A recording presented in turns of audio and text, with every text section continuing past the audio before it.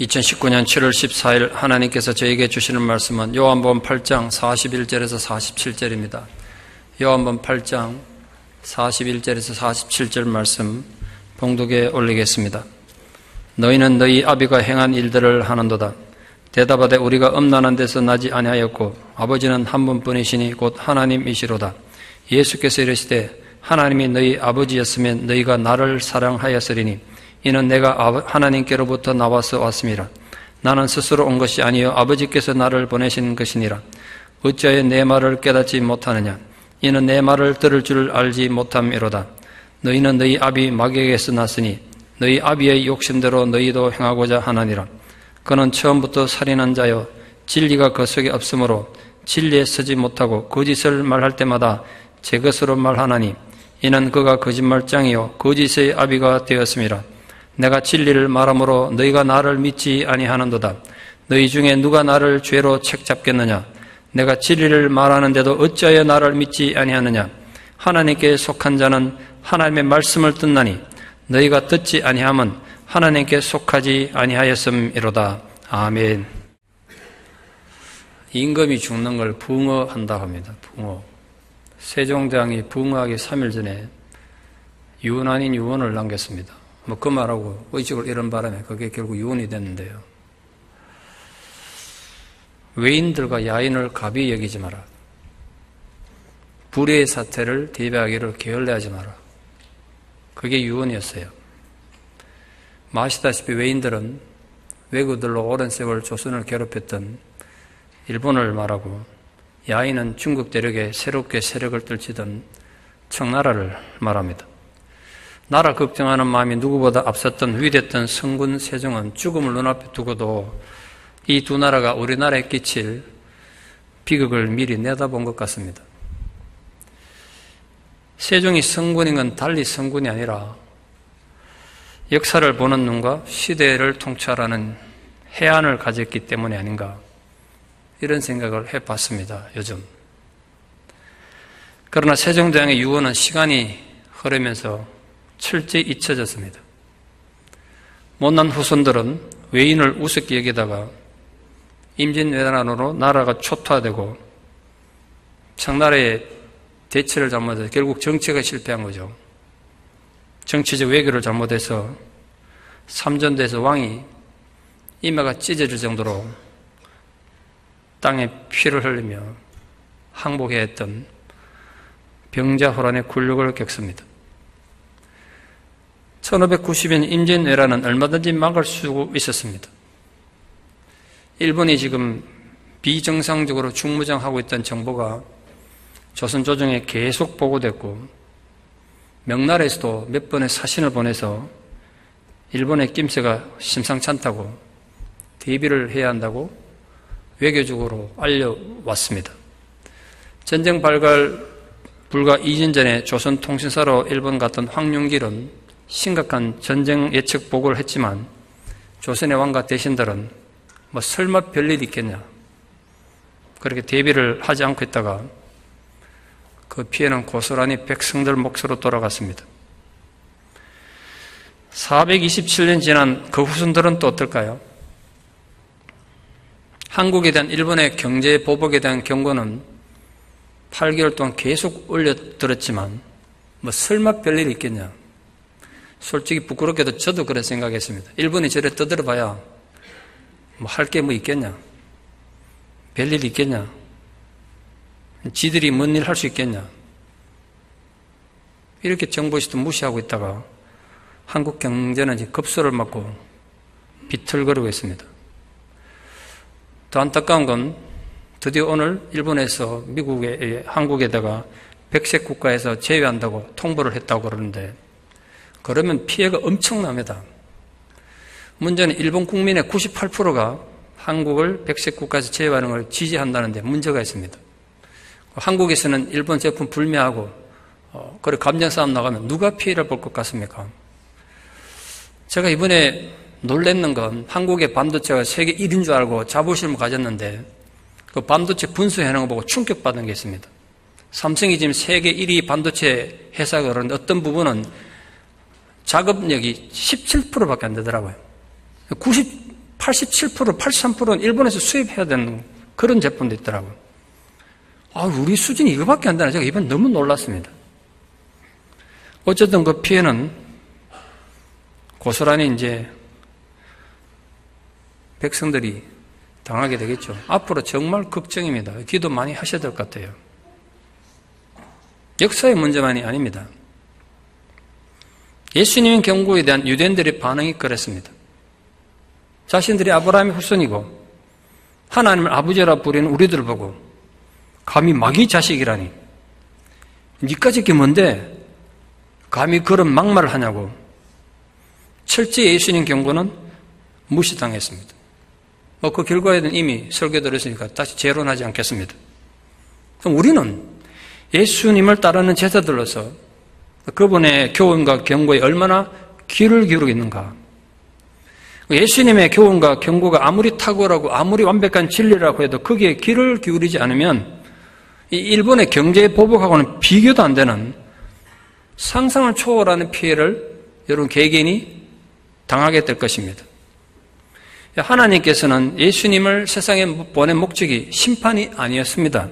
모든 인류를 죄에서 구원하시고 영생을 얻게 하기 위해서 예수님 보내셨습니다. 그래서 본문에서 예수님이 스스로 온 게 아니라 하나님 아버지께 의해서 보냄을 받았다고 그렇게 말씀하셨습니다. 그렇다면 아주 중요한 질문 하나가 있습니다. 지난주 제가 설교했던 거 연결해서 예수님이 모든 죄인을 구원하시기 위해서 하나님으로부터 보냄을 받았다면 오늘 예수님이 마귀의 자식이라고 비판했던 유대인들도 그 예수님 구원의 대상이 포함될까요? 여러분 생각 어떻습니까? 유대인들은 마귀 자식이고 마귀를 하고 있기 때문에 구원의 대상에서 제외되는 것입니까? 어떻게 생각하십니까? 그건 절대로 아니란 거예요.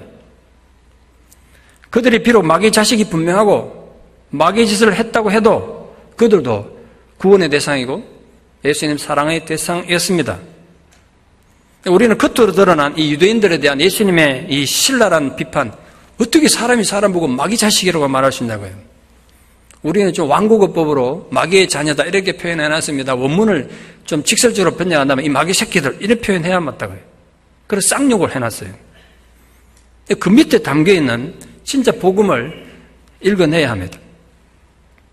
예수님은 진정 하나님께 속한 자가 어떤 자들인지 설명하기 위해서 역설적으로 하나님께 속하지 않은 마귀에게 속한 자들을 오늘 여러 가지 특징을 설명하고 있습니다. 첫 번째로 말씀에 대한 반응이 그 사람이 하나님께 속했느냐 마귀에게 속했느냐를 결정한다고 아주 길게 말씀하셨습니다. 마귀 자녀의 가장 큰 특징이 아무리 하나님의 말씀을 많이 들어도 도무지 그 뜻을 깨닫지 못한다는 데 있습니다. 말씀을 그냥 듣는다는 건 단순히 귀로 듣는다는 의미가 아니라 그걸 깨닫고 순종한다는 뜻입니다. 그러니까 아무리 많은 하나님 말씀을 들어도 그 속에 있는 진리를 깨닫지 못하면 순종할 수가 없죠. 그러면 그 의미, 말씀과 믿음은 무의미해지는 거죠. 여러분들은 듣는 말씀을 이해하려고 노력하십니까? 이해한 말씀을 진실로 깨달으려고 노력하십니까? 그 깨달은 말씀을 깨달은 대로 실천하고 순종하려고 노력하십니까? 모른지기 진리 말씀을 들을 때마다 민감하게 반응하는 하나님께 속한 자들 되기를 축원합니다. 예수님 그걸 말씀하셨어요. 우리 한국교회 후배 목사들이 존경하는 몇 분의 목사님들이 계시는데 우리 한국에는 서양에 비해서 기독교 역사가 짧다 보니까 신학적으로 내놓을 만한 사람이 별로 없습니다만 그중에 박윤선 목사님이라고 계십니다. 신학교에서 후학들을 많이 가르치셨던 뛰어난 목사님이십니다. 근데 그러니까 제자들이 많을 거 아닙니까? 전 세계 제자들이 흩어져 있죠. 하루는 목사님께서 가정에 어떤 행사가 있어서 아주 젊은 제자 한 명을 초청했습니다. 근데 그 제자는 어른들 대상으로 사역하는 분이 아니고 어린아이들 대상으로 사역하는 그런 목사님이셨습니다. 아주 젊고 사역도 애들 데리고 사역하는 그런 목사님이셨어요. 근데 그 목사님 모셔다 놓고 이 세계가 인정하는 박연선 목사님 이랬다는 거예요. 그 제자가 지금 증언하는 거예요. 그 방에, 한국은 또 마루에 그냥 방바닥에 앉잖아요. 거기 무릎을 꿇고 앉아서 이 새파랗게 젊은 제자 목사님 보고 목사님 말씀을 선포해 주십시오. 저희가 듣겠습니다. 이랬다는 거예요. 이렇게 제사 입장에서 얼마나 황송하고 민망하고 몸둘 바를 몰라면서 설교를 한 거죠. 그게 말씀을 대하는 태도라니까. 자기가 세계적인 신학자면 뭔 소용이냐 이거예요. 말씀을 선판자 앞에 무릎 꿇고 앉아서 말씀하십시오. 제가 듣겠습니다. 그 삶을 보고 제자가 배운 걸 글로 써둔 겁니다.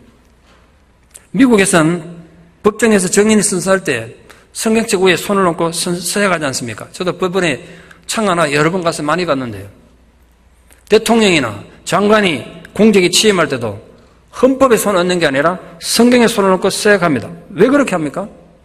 성경이 가진 존엄성 때문입니다. 성경의 권위 때문입니다. 성경은 철학이 아닙니다. 사람의 사상이 아니란 말이에요. 성경은 인간에게 영감을 주고 죽은 인생을 살리는 영혼의 양식입니다. 이 사실을 정말 믿으십니까? 그냥 생각나 말고 정말 믿으시냐 말이에요. 모름지기 하나님에게 속한 사람은 말씀에 올바르게 반응하는 사람입니다. 성경을 자기 삶의 한복판에 두고 사는 사람입니다. 그래서 오늘 예수님께서 어찌하여 너희들이 하나님 백성이라고 그러고 아브라함을 아버지라 부르면서 내 말을 깨닫지 못하느냐고 유대인들을 나무라신 이유는 그것 때문에 그렇습니다. 자기들이 아무리 하나님 백성이라 해도 소용없어요. 말씀에 반응 없으면 하나님 백성이 아니라는 거예요. 그들이 말씀을 깨닫지 못하는 건 그들이 배움이 짧아서 지적으로 우드네스가 아니에요. 영적인 귀머거리들이었기 때문입니다. 인류 역사를 통해서 증명된 인간들의 아주 고질적인 어리석음이 하나 있는데요. 어떤 인간들은, 모든 인간들이 듣고 싶은 것만 들어요. 여러분, 그거 주의하셔야 돼요. 자기 좋은 것만 듣는 거예요. 어느 누구나 진리를 그렇게 무시하고 자기 듣고 싶은 것만 듣게 되면 시간이 지나면요. 영적 귀머거리가 다 된다고. 교회는 오래 다녔는데 영적 귀머거리야. 진리를 들을 수 없지. 태어날 때부터 유대인이었고 태어날 때부터 아브라함 자손이었지만 예수님 오늘 이래 말했잖아. 왜 도대체 내 말을 안 듣느냐고. 오늘 주님은 내가 진리를 말함으로 너희가 나를 믿지 아니하는도다. 그렇게 유대인들을 나무라셨어요. 예수님을 유대인들이 부정하고 거부한 이유는 많겠습니다만 그중에 대표적인 이유가 주님께서는 오로지 하나님 영광을 위해서만 사셨기 때문입니다. 물론 유대인들도 하나님 영광에 살았습니다. 얼마나 영광에 살았겠어요. 근데 중요한 차이점 하나가 있죠. 예수님께서는 하나님 영광이 뭔지 알고 사셨지만, 알고 행동했지만 유대인들은 하나님 영광이 뭔지 전혀 모르고 살았습니다. 유대인들은 자신들의 감정과 기분과 욕심을 하나님 영광으로 착각하고 대치시켰습니다. 무슨 말인가 하니 자기들이 기분이 나쁜 거나 자기들이 욕심이 피해를 입으면 그건 하나님 영광이 아닌 거예요. 아시다시피 예수님이 유대인을 여지없이 비판하시지 않습니까? 마귀 자식대로 그랬는데 얼마나 기분이 나빴겠어요. 게다가 지금 성전을 뒤집어쓰면서 유대인들의 욕심을 방해했으니까 유대인들 입장에서 보면 예수는 천하의 하나님 영광을 가리는 악한 존재로 인식되었던 것입니다. 그러나 하나님께 속한 자의 특성은 말씀에 반응합니다. 생명인 사람, 색깔을 구분하지 못하는 사람이 어떻게 그림을 감상하겠어요? 감상할 수 없죠. 그것처럼 하나님께 속하지 않은 사람은 하나님 말씀에 대해서 결코 이해하거나 깨달을 수 없습니다. 하나님 사랑한다면 반드시 하나님의 말씀을 존중하게 돼 있어요. 예를 들어 어떤 성도가 하나님 무척 사랑한다고 저는 하나님 사랑합니다. 열심히 입으로는 떠들어. 그런데 그리고 교회 일도 열심히 해. 근데 하나님 말씀에 대한 아무 관심이 없다. 말씀을 들으려고 안 해. 그 문제가 있는 거예요. 여러분 교회에서 봉사하시고 부엌에서 식사 준비하는 얼마나 귀합니까? 수백 명 밥 먹이는데 보통이 아니죠. 그런데 예배를 빼먹고 말씀 안 듣고 봉사한다는 건 심각한 문제가 있는 거예요. 그 사람이 지금 자세가 뭔가 문제가 있다는 거예요. 말씀이 자기를 아프게 하거나 회개하라고 그러면 기분 나쁜 거예요. 이 모든 게 뭘 의미하는지 아십니까? 그러니까 입으로는 하나님을 사랑한다고 하지만 실상은 전혀 아니라는 거예요. 인간이 진정으로 하나님을 사랑한다면 하나님 말씀에 반응하지 않을 수가 없어요. 선포되는 하나님 말씀 앞에 어떻게 그걸 외면할 수 있겠냐. 하나님을 사랑하는 사람이. 예수님 지금 그걸 말씀하셨어요. 예수님이 유대인들에게 계속해서 요구하셨던 것은 그들이 정말 그들 말처럼 하나님을 사랑한다면 지금 하나님 말씀을 선포하는 그 말씀에 올바로 반응하고 그걸 기쁘게 받아들여야 된다는 거예요. 그러나 그들은 예수님 말씀을 들을 마음의 준비가 전혀 되어 있지 않았습니다. 그들은 자신들을 인정하고 지지하는 말씀에만 반응했어요. 야, 너희들 잘한다. 너희들 착하다. 하나님 복 받을 거라. 여러분, 강대상에서 목사가 계속 여러분 복 받으라 그러고 여러분 잘합니다. 그럼 설교 얼마나 좋겠어요. 여기서 회개하라고 말하는 게 쉬운 줄 아십니까? 죄인이 죄인 보고 지난해는 같은 죄인인데 죄인이 죄인 보고 회개하라고 말하는 게 쉬운 줄 아세요? 얼마나 힘든데요. 그래도 해야 되는 이유는 그게 진리이기 때문에 그런 거예요. 그들이 잘못을 지적하거나 회개하러 그러면 유대인들이 벌떼처럼 일어나서 예수를 공격했어요. 이유는 하나예요. 예수님 말씀에 문제가 있어서가 아니라 그들이 하나님께 속한 자들이 아니었기 때문에. 유대인들은 이방인들과 달리 수천 년 동안 하나님의 사랑을 받고 말씀을 들어왔잖아요. 인류 최초로 하나님부터 말씀을 받은 자들 아닙니까? 얼마나 큰 하나님 관심과 사랑을 받아왔습니까? 그런데도 그들은 말씀을 들을 준비가 전혀 되어 있지 않았습니다. 그것은 그들의 그 신앙이 그 오랜 세월 얼마나 잘못되고 거짓된 것인지를 보여줍니다. 하나님을 소중하게 생각하고 정말 은혜를 받은 사람들의 특징은 무엇보다도 그분의 말씀에 반응을 합니다. 유대인들은 자신들의 생각에 자신들은 세상에서 가장 경건하고 의로운 자들이라고 생각했습니다. 그런데 오늘 예수님께서는 그 경건한 자식들을 보고 마귀 자식들이라고 책망하셨어요. 이건 그들을 영원한 마귀 자식으로 망하게 하기 위해서였을까요? 결코 아니라고 생각합니다. 정말 예수님 목적이 유대인들을 망하게 하는 거라면 이렇게 나무라고 비판할 필요가 없어요. 사람 앞에 놓고 네 마귀 자식이라고 말하는 게 쉽냐 말이에요. 그냥 가만 내버려둬도 저절로 망할 텐데 말라고 욕먹어가면서 이 마귀 자식들아 그렇게 말씀하셨겠어요. 아까 말씀드렸던 것처럼 목사가 여기서 여러분 회개하라고 그러는 거 기쁘고 좋은 줄 아십니까? 제가 얼마나 부담이 되는데요. 근데 그렇게 하는 이유가 뭘까요? 목적은 분명해요. 그들을 돌이켜서 하나님 백성 삼으시고 구원하시기 위해서예요. 다른 이유가 있겠습니까? 이 죄인들아 그래서 죄인들을 명하게 하고 죄인들을 저주하겠습니까? 아니란 말이에요. 그들을 살리기 위해서예요.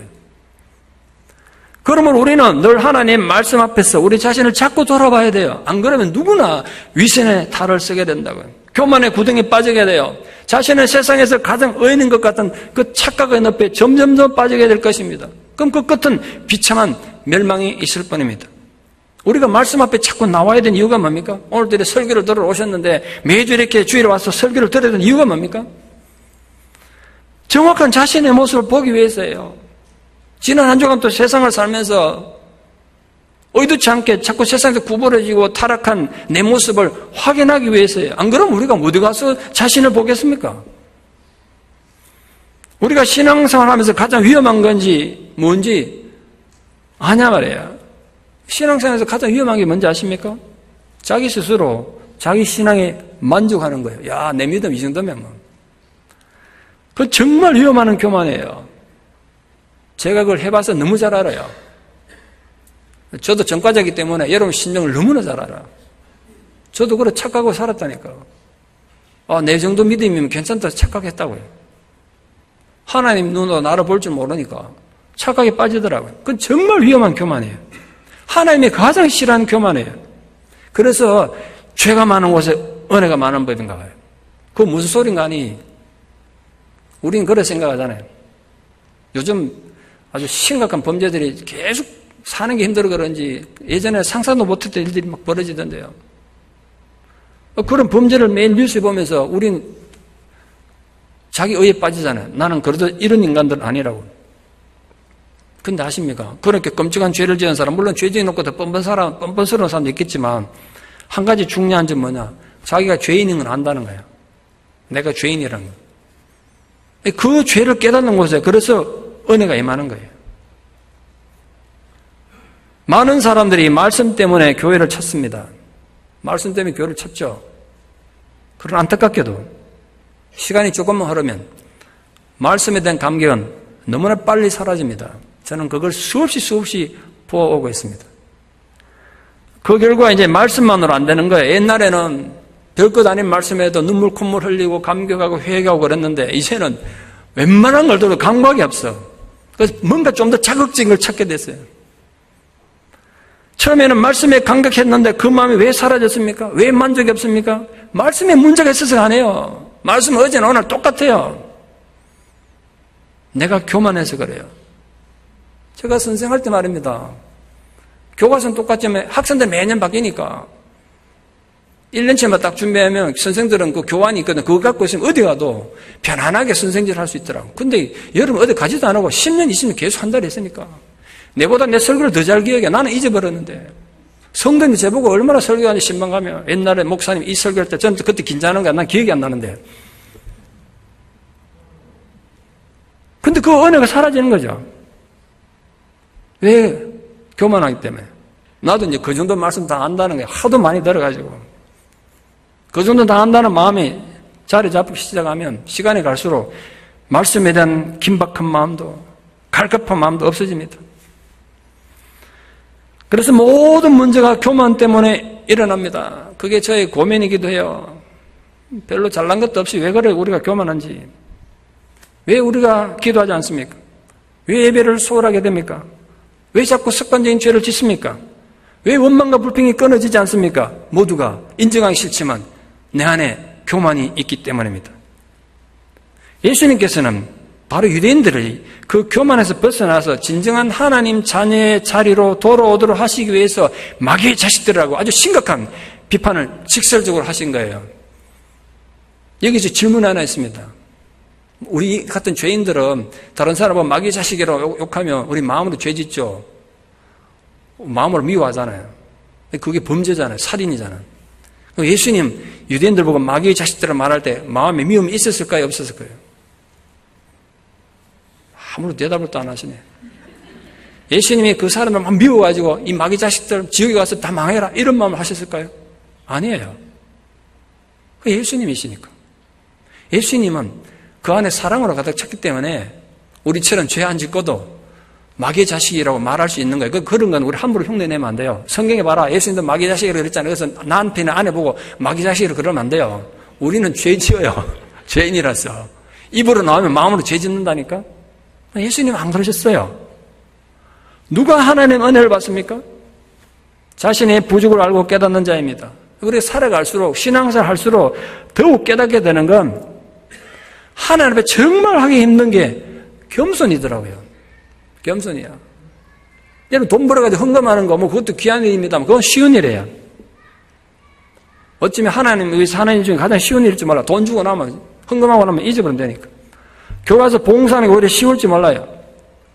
그러나 하나님 앞에 늘 겸손하고 진실한 건 정말 어려워요. 그걸 느끼십니까? 그래서 자신의 한계를 느낍니까? 그런 사람에게 하나님 은혜가 임한다는 거예요. 그래서 마귀는 어떻게 하든지 우리가 진리에 대해서 하나님 말씀에 대해서 귀를 닫도록 만든다고요. 방법은 많겠죠. 아주 마귀가 자주 쓰는 방법은 그거예요. 우리 자기 의를 자극하는 거예요. 네가 옳다는 거예요. 네가 지금 분노하고 네가 화나는 거 정당하고 네가 지금 시험에 들고 욕하는 거 당연하다고 자꾸 부추겨. 그건 거짓이에요. 성경에도 그런 말이 있습니까?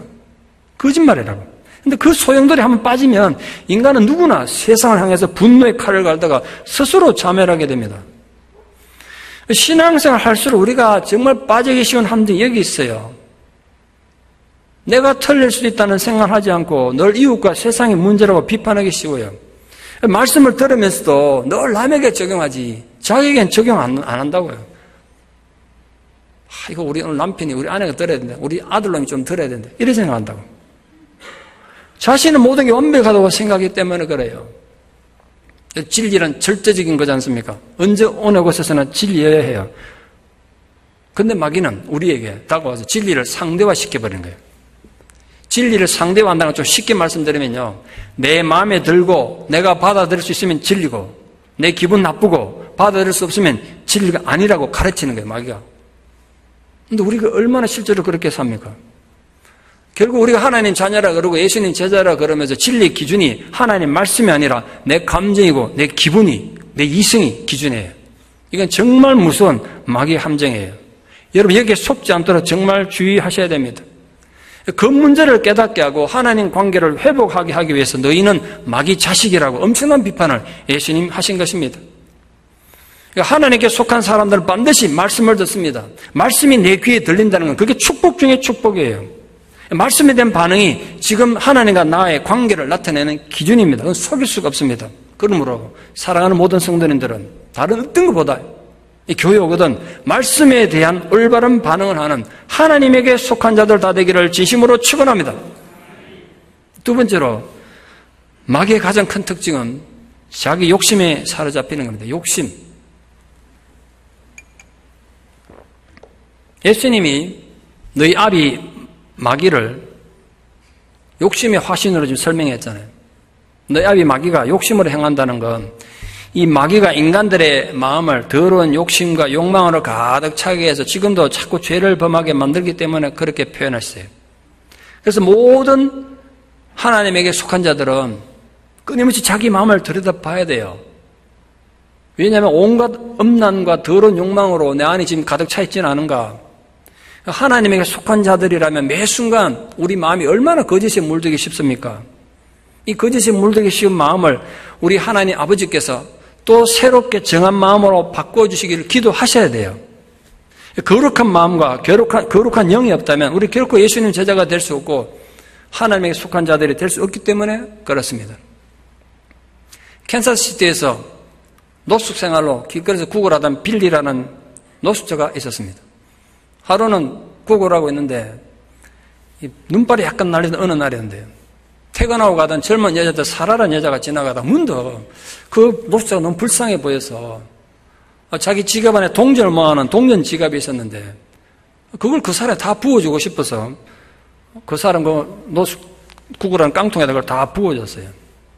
집에 돌아와서 깜짝 놀랐어요. 사람가 자기가 엄청난 실수를 했다는 걸 깨닫게 됐어요. 이분이 이제 곧 결혼을 앞두고 있는데 약혼녀로부터 받았던 약혼 반지가 다이아 반지였는데요. 이건 일하는 동안 반지가 다칠까 봐 이거 뽑아가지고 동전 지갑은 항상 넣어두고 있었는데 이걸 모르고 부어주고 온 거예요. 급히 놀라서 당근과 불안한 마음으로 차를 몰고 막 갔습니다. 노숙자가 있다 없다? 없지. 있을 리가 없지. 있으면 노숙자가 아니지. 같은 시간 빌리가 웬 여자가 지나가다 동전을 확 쏟아지니까 오늘 횡재했다고 보다가 눈을 번쩍 떴습니다. 반지가 하나 들은 거야. 문득 든 생각, 이게 가짜일까 진짜일까 궁금하지 않겠습니까? 그 반지를 들고 가까이 있는 보수상에 가서 물어봤더니 이 안에 박힌 게 진짜 다이아몬드라는 거예요.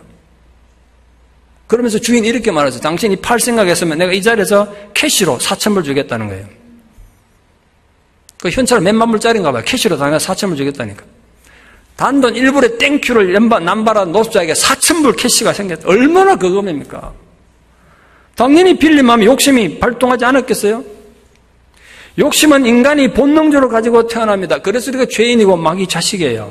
마귀의 대표적인 속성이 욕심이기 때문에. 놀라운 건 인간이 자라는 동안 욕심도 함께 자라요. 옛날에는 사탕 하나만 냈는데 이제는 그걸 안 돼요.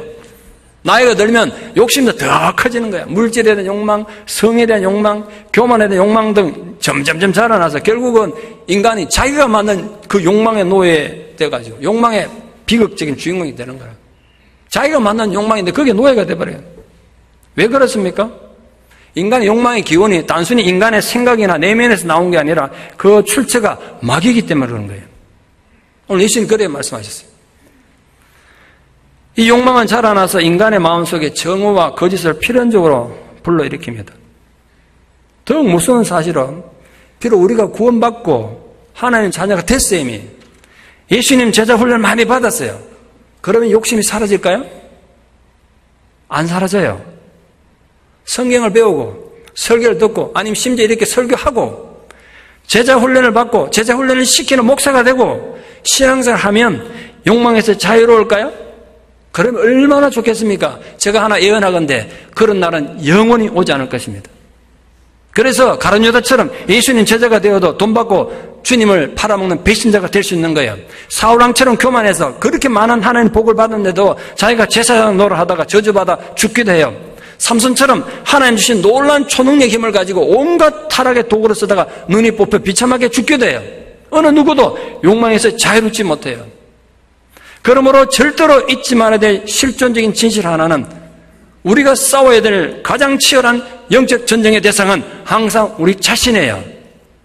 그 사실을 망각하고 항상 남을 신앙을 비판하고 남을 비판하고 이웃을 원망한다면 이미 그 영적 전쟁에서 패배한 거예요.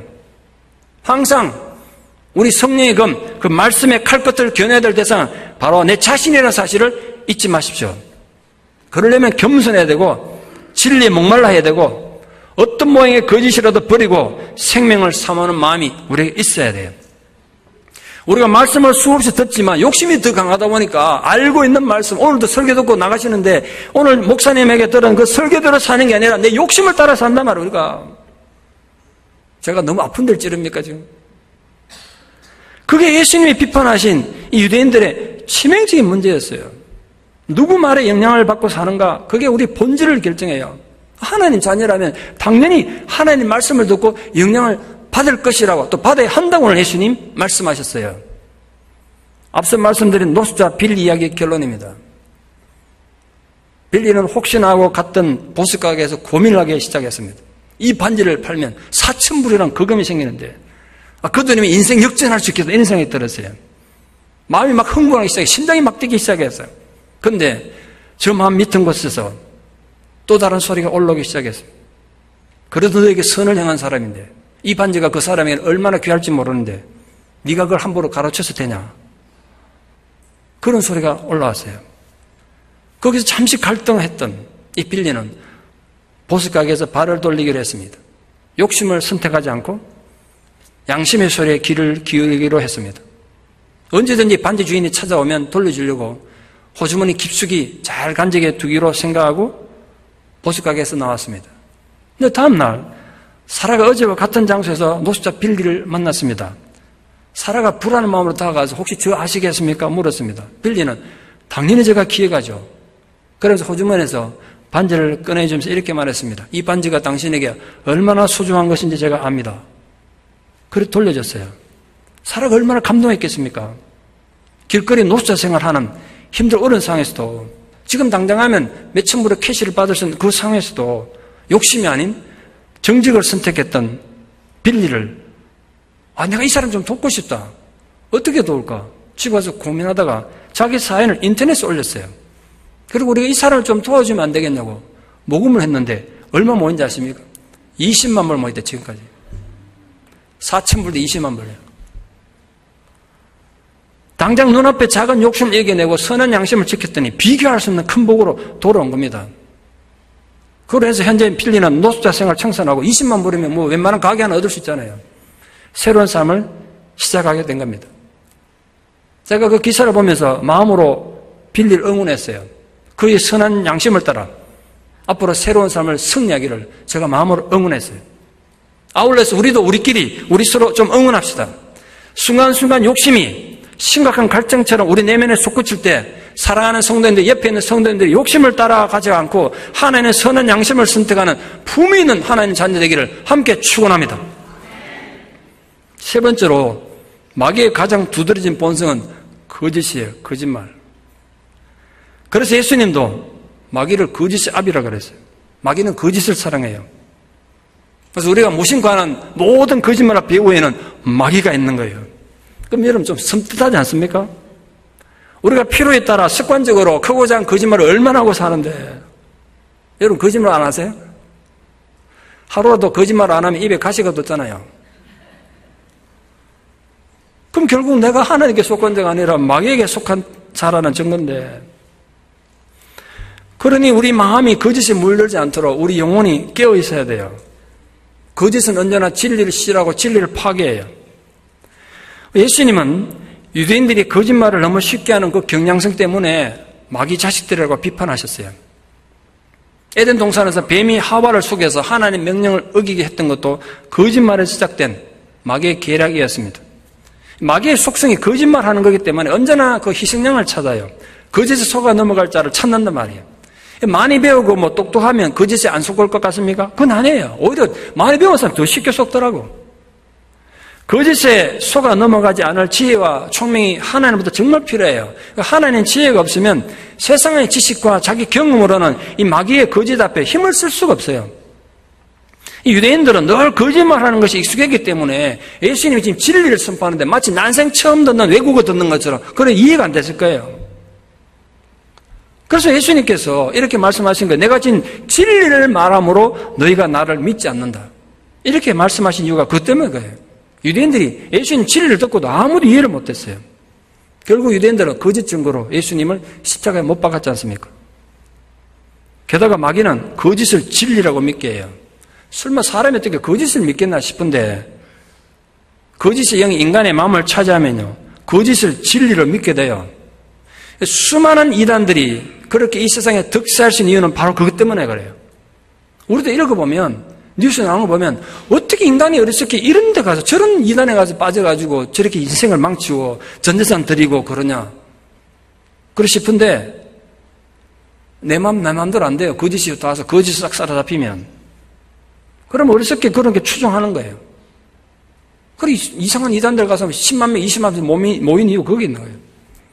사단은 아주 교묘한 방법으로 나름대로 아주 타당한 이유를 가지고 우리 마음이 비비 꼬이고 비틀려서 거짓에 물들게 해요. 그로 인해서 우리가 말로는 하나님 섬긴다고 하면서도 실제는 진리를 대항하게 만든다고. 때로는 하나님 자녀들이, 때로는 예수님 제자들이 자신도 모르는 사이에 마귀 자식이 되는 거예요. 이 사실을, 이 무서운 사실을 절대 잊으시면 안 돼요. 누구에게나 일어날 수 있는 일이에요. 요즘 설교 준비하다가 신문을 봤는데요. 원래 33살 된 박철상 씨란 고향 사람이더라고요. 대학생 때 아르바이트로 모은 1,000만 원을 주식에 투자해가지고 400억을 모아서 한국의 청년 버핏이라고 불린 사람입니다. 자기 모교인 경북대학교 발전기금으로 1억을 이미 기부했고요. 앞으로 또 13억 5천만 원 기부하기로 약속했어요. 대구 사회복지원에 가서 앞으로 5년간 3억 6천만 원 기부한다고 약속해서 그 1억 이상 기부하면 아너 소사이티 들어가는데 대학생으로 최초로 이름을 올렸습니다. 2016년 미국 포버스지에서 2016년 아시아의 기부 영웅에 이름이 올랐어요. 그런데 그 모든 게 거짓말이었어요. 그런 사람들에게 자신에게 투자하면 내가 1,000만 원 가지고 400을 벌었기 때문에 당신 돈도 엄청난 이익을 남겨주겠다 속여가지고 수십억씩 가로채가지고 그 돈 가지고 그냥 자기 이름 날리고 돌아다닌 거예요. 그 영웅 흉내를 낸 거예요. 결국 사기범으로 구속돼서 지금 현재 재판을 받고 있어요. 많은 사람들이 사기 피해를 입었습니다. 영웅으로 불리다가 하루아침에 그냥 범죄자로 사기범으로 전락한 거죠. 거짓이 아직 앞길이 창창한 한 젊은이 앞날을 완전히 무너뜨리고 말았습니다. 거짓의 영인 마귀의 공격을 이겨내는 최선의 무기는 내 양심이 진리에 충실한 것입니다. 내가 양심을 거스르고 하나님 가르침을 벗어나지 않는 것이 가장 큰 힘입니다. 하나님께 속한 자들이란 하나님 앞에서 양심이 떳떳한 자들을 말합니다. 그래서 예수님 이렇게 말씀하셨어요. 너희 중에 누가 나를 죄로 책하할 수 있느냐? 누가 나를 죄로 책잡을 수 있느냐? 한번 해보란 거야. 누구든지 와서 내 안에 죄를 찾아가지고 그걸로 나를 책망해보란 거예요. 예수님이 얼마나 하나님 앞에 떳떳했으면 그렇게 외칠 수 있었겠어요. 사랑하는 성도님들도 여러분 삶이 비록 고달프고 외롭고 때로는 지치고 쓰러지더라도 거짓에 물들지 않는 깨끗하고 순수한 양심을 가진 주님의 제자들 되기를 축원합니다. 마지막 네 번째로 마귀는 살인자예요. 인류 최초의 살인자 가인은 분명히 마귀에게 영향을 받은 살인자였습니다. 그보다 더 심각한 문제가 있어요. 인간을 최초로 유혹한 건 마귀였습니다. 그 마귀의 유혹을 통해서 세상에 죄가 들어왔어요. 죄를 통해서 뭐가 들어왔죠? 죽음이 들어왔어요. 만약 마귀 유혹이 없었으면 죄가 없었을 거예요. 죄가 없었으면 죽음도 없었을 거예요. 그러므로 마귀는 인류 전체를 죽음으로 몰아넣은 최고의 살인자임이 분명해요. 예수님은 생명으로 인도하지만 마귀는 우리를 죽음으로 인도해요. 마귀는 실제로 우리 삶을 아름답게 만드는 모든 선함과 자비와 명예와 정직함을 죽여요. 마귀는 인간의 마음의 평화를 죽이고 삶에 파괴한단 말이에요. 행복을 죽이고 사랑을 죽여요. 그걸 끝이 아니에요. 그 죽음의 영은 여전히 우리 인간들을 위해서 군림하면서 우리 노예를 삼고 계속해서 죄를 짓도록 강요해요. 제가 설교 준비하다 문득 이걸 깨달았는데요. 지금도 사단이 우리 마음속에 남아서 가장 강력하게 죽음으로 영향 주는 게 있는데 그게 뭐냐? 형제를 미워하게 하는 거예요. 형제를 미워해서 영적으로 살인을 저지르는 거예요. 분명히 예수님은 형제를 미워하는 자마다 살인하는 자라고 경고하셨어요. 마귀가 인간 세상에 지금도 가장 구체적으로 영향 끼치는 게 전 미움이라고 생각해요. 왜냐하면 미움이 바로 살인이니까. 여러분 요즘도 뉴스에 아주 잔인한 살인 얘기가 나오니까 참 더 끔찍하던데 아십니까 혹시? 하나님 앞에 가면 하나님 법정에 서면 그 잔인한 살인자나 형제를 미워하는 자나 같은 살인자인 거 아십니까? 근데 여러분 그건 의식이 없었어요. 그러니까 마음대로 누구 미워하죠. 기억하십시오. 하나님 법정에 서면 김대두 같은 천하의 연쇄살인범이나 나나 마음으로 누구 미워하는 나나 똑같은 살인자로 처벌받을 거예요. 제 얘기가 아니에요. 미움과 살인은 모양만 다를 뿐이지 내적 동기는 똑같기 때문에 하나님은 같은 살인으로 인정한다고 예수님 분명히 말씀하셨어요. 남 미워하는 건 자유예요. 그러나 기억하십시오. 여러분 누군가를 미워하는 순간 나는 마귀 영에 조종당해서 지금 영적으로 살인을 저지르고 있는 거예요. 그러나 예수님은 생명을 가져온단 말이에요. 모름지기 하나님에게 속한 자는 죽어가는 자들에게 생명을 주기 위해서 자기가 죽는 자들이에요. 이전에는 형제를 미워해서 마음으로 살인한 자들이었지만 이제는 자신이 죽음으로써 형제를 살리고 영원히 사는 길을 선택합니다. 기억하십시오.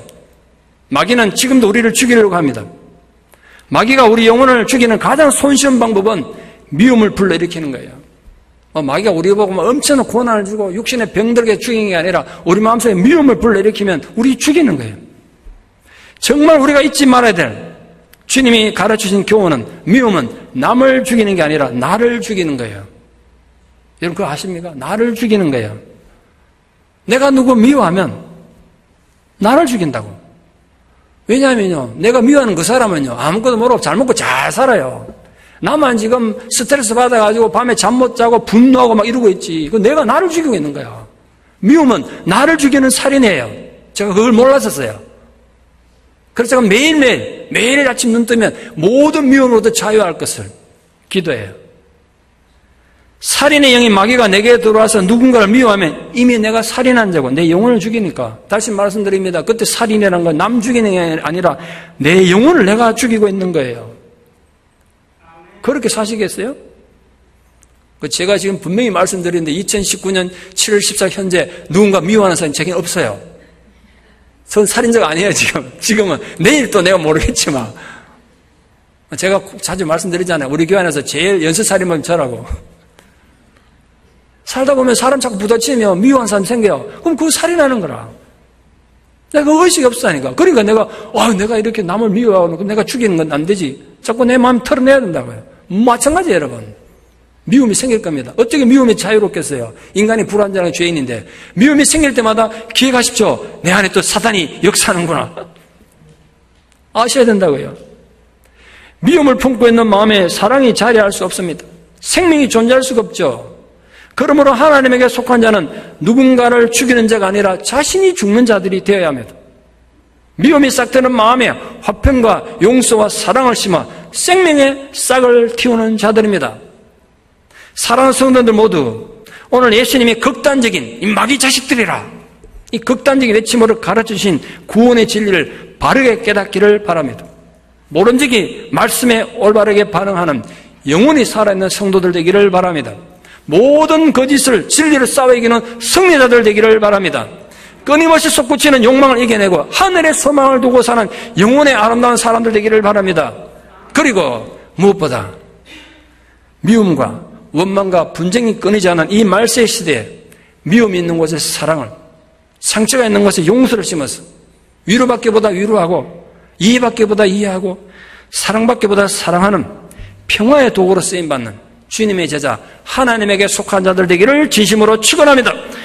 기도드리겠습니다. 사랑과 위로의 하나님, 오늘도 죄로 물든 저희들의 마음을 불쌍히 여겨 주시옵소서. 우리가 말로 닿을 수 없는 하나님의 사랑과 축복에도 불구하고 주님의 말씀보다 세상에 더 귀를 기울이고 사는 마귀의 자식들이었음을 고백합니다. 그러므로 주님, 저희로 하여금 하나님 말씀에 민감하게 반응하는 하나님에게 속한 자가 되게 하여 주시옵소서. 온갖 거짓이 우리를 유혹해도 하나님의 양심으로 거짓을 물리치게 하여 주시옵소서. 끝없는 욕심이 우리를 지치게 할 때 주님께서 손 내밀어 주님 품 안에서 평안과 위로를 얻게 하여 주시옵소서. 미움은 결국 나 자신을 살인하는 것임을 알고 주님의 사랑으로 세상을 이기는 평화의 도구로 삼아 주시옵소서. 예수님 이름으로 기도드리옵나이다. 아멘.